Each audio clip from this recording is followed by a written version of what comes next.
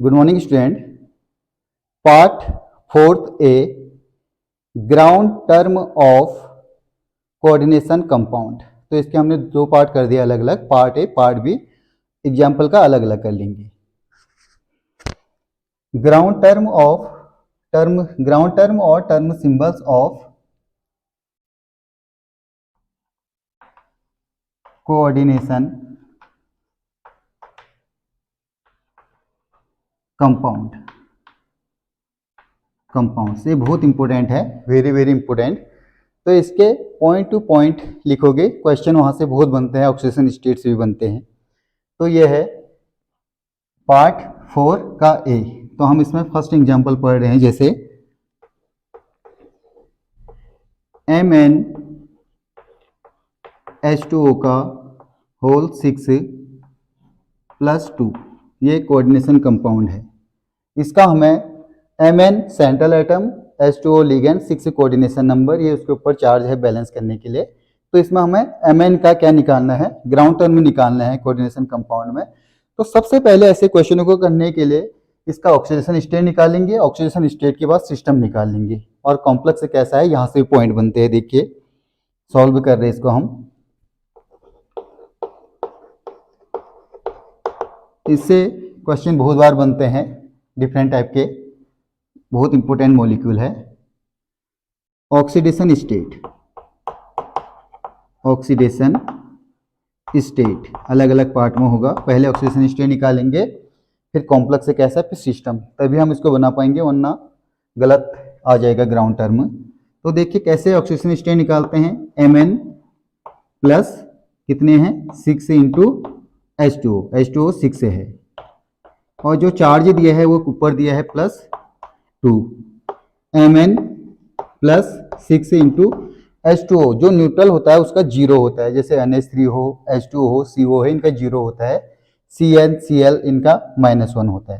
तो यहाँ पर H2O न्यूट्रल है, कोई भी चार्ज नहीं होता, तो ये 0 हो जाएगा, +2।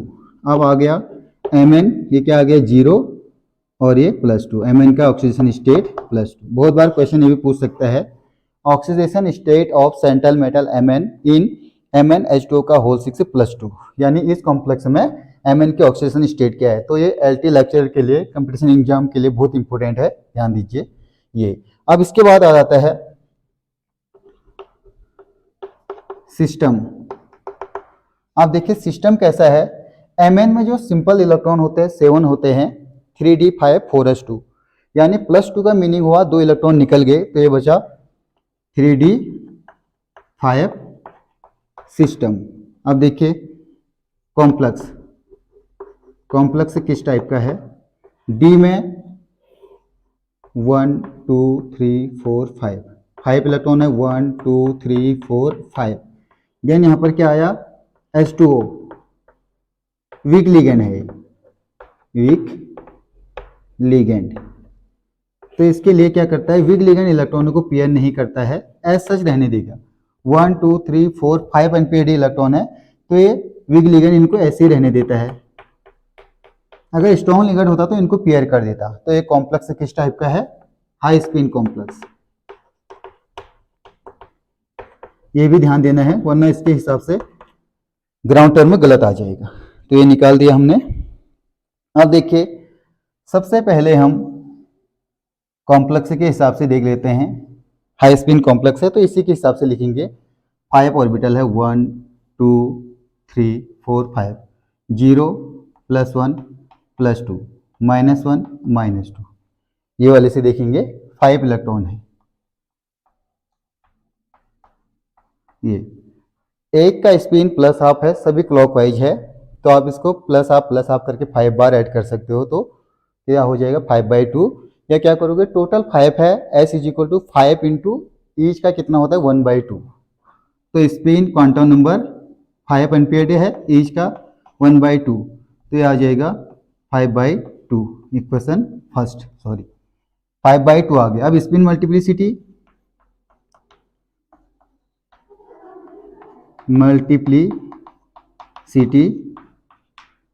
2s + 1, 2 इंटू 5/2 +1, 2 से 2 कैंसिल, बचा 5 + 1, ये आ गया 6 equation first. Spin multiplicity Mn plus 2 का आ गया 6। देन हम निकालते हैं अब L।